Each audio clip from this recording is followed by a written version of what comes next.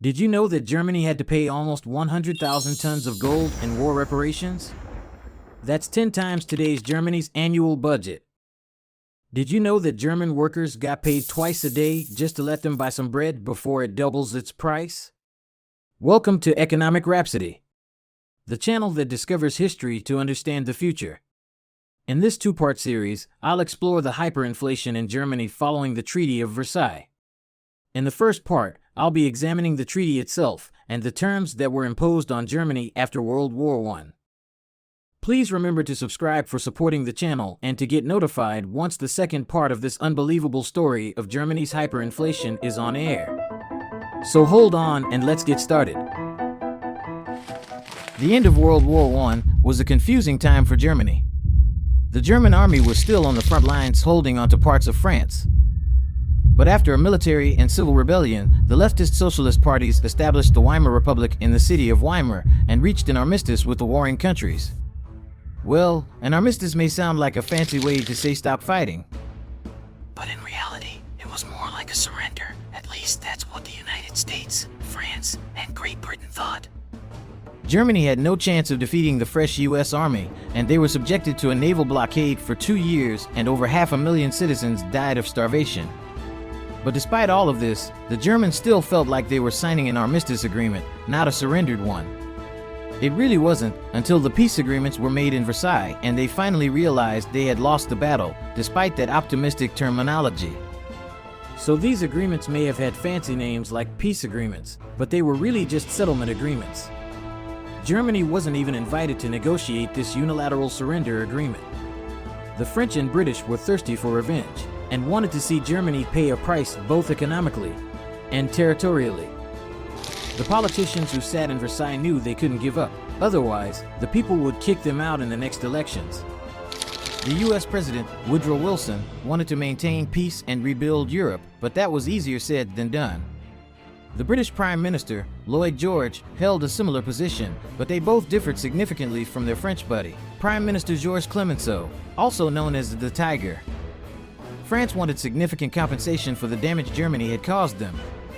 And to be fair, Germany did conduct their front deep inside France, causing significant destruction and leaving parts of the country in ruins.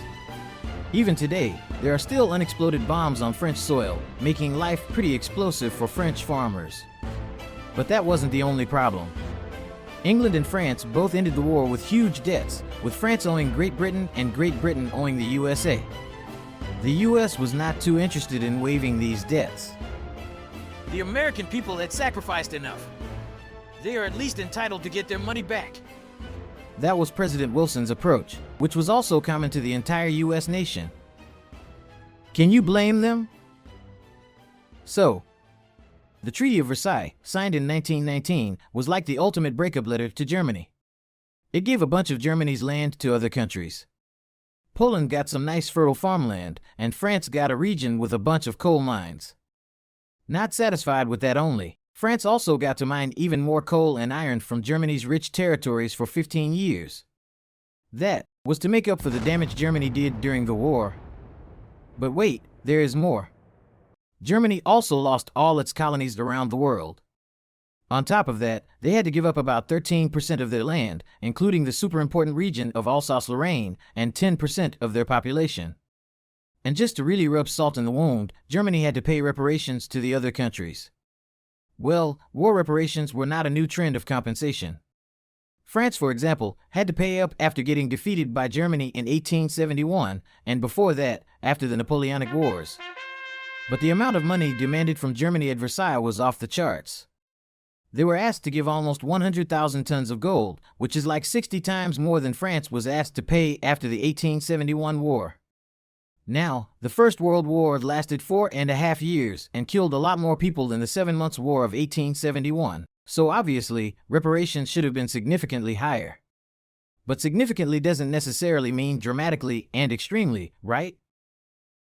To put this into perspective, in our days, in 2023, that amount would be worth around $3.5 trillion US. That's like 10 times Germany's annual budget. The Treaty of Versailles also included some new stuff, like Britain demanding that Germany pay for war widows.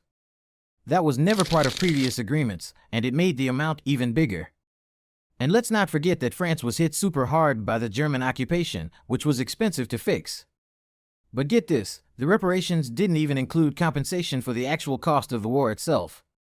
Like the weapons, soldiers' wages, and all that. It was just for the damage.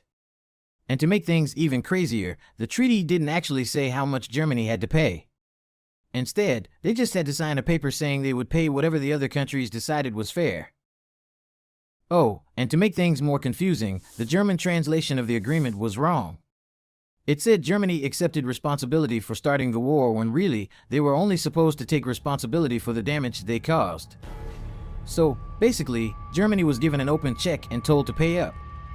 Not the most chill move, but I guess they didn't really have any choice. When the Germans agreed to the treaty, they were shocked. They thought the United States would make the treaty fair for everyone, but it didn't seem that way to them. This treaty is a scam! Let's get back to the battlefields to return our honor and cancel this nonsense! Those calls become very common and popular in Germany. But the military advisors said that this wasn't even an option as the army was too weak to even dream about fighting again.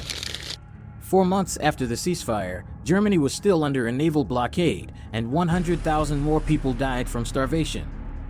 The situation was really bad, and Germany had no other choice. The Allies gave Germany only 1 week to sign the treaty or they would attack again. The German chancellor thought signing the treaty would betray his country, so he resigned in June 1919. Just less than 1 hour before the deadline, Germany finally signed the Versailles Peace Treaty. The foreign minister, Hermann Müller, signed the treaty on behalf of Germany after it was approved by a large majority of the Weimar National Assembly. At first, Germany was told to pay 20 billion gold marks over 2 years, but the final amount would be determined later. The winning countries didn't want to accept marks from Germany. They wanted gold and goods such as coal and wood or other foreign currencies that were attached to gold. When I say gold marks, I mean marks according to the gold standard that was used before the war and not just banknotes that Germany could easily print. This was not an easy amount to pay. Remember how France had to pay reparations after the war with Germany? They had to pay about 1 billion gold marks each year on average.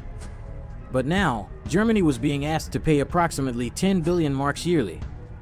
This was 10 times more than what France had to pay. Germany had just come out of a war that consumed all of its gold reserves, was trying to recover from a political revolution, and had just lost parts of its territories that were part of its economic and industrial wealth. It seemed hopeless. But Germany didn't have much choice. They signed the treaty and began to implement it, even though they had to give up some of their territories and citizens and start paying the advance, which would be counted towards the amount of the final reparations. Germany had no gold and very little foreign currency. So to get money for the reparations, they did something pretty crazy. They simply printed more money. The freshly printed marks were exchanged for US dollars and British pounds. The US dollars were given to France in order to pay off its debts to the Americans. Germany had an unpleasant deficit in their balance of payments. They had much more currency leaving the country than coming in. Because of the reparations, they had to print more money to buy more foreign currency. As you can guess, this solution came with a cost. As Germany tried to get more dollars and pounds, the price of these currencies went up and this led to inflation, and the cost of living in Germany started to go dramatically up. Prices for many products rose because they were imported or required imported raw materials. All the money that Germany printed created inflation, and the mark's value was crushed, just like what happens when there is too much of any product in the market.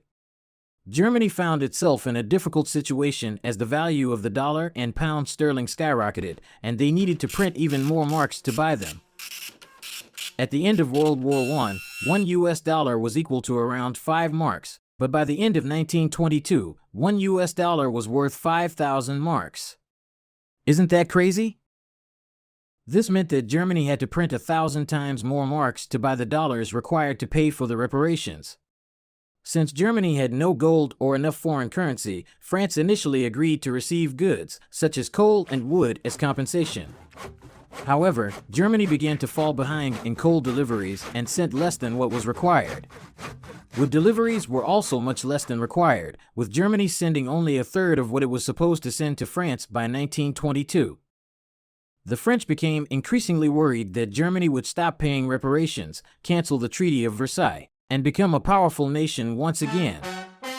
They urged Britain to find ways to make Germany pay, but the British believed that reducing the number of reparations or spreading them out would be a more effective solution. The French disagreed and felt that Germany was testing their limits. As a result, they took matters into their own hands and seized reparations directly from the industrial capital of Germany, the Ruhr region. That's it for now. In the next part, we are going to explore the hyperinflation itself, and I can tell you from now, this horror economic story is not going to be easy to digest. I just couldn't believe what I read, saw, and heard while making my research on that.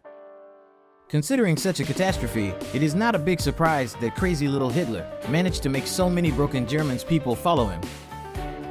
Thank you for watching. I'm so grateful to each one of you for taking the time and justifying my work. And by the way, though it is not the first video to be uploaded to the channel, I want you to know that this was the very first episode to be created when I came up with the idea of a YouTube channel dedicated to economic events from history. From the first 50 ideas I draft, it was clear to me that the greatest inflation of all time, together with the World War's contexts, is the best story to start with. I hope you found this video not bad for a first video. So if you liked it, tell your friends, and if not, tell me.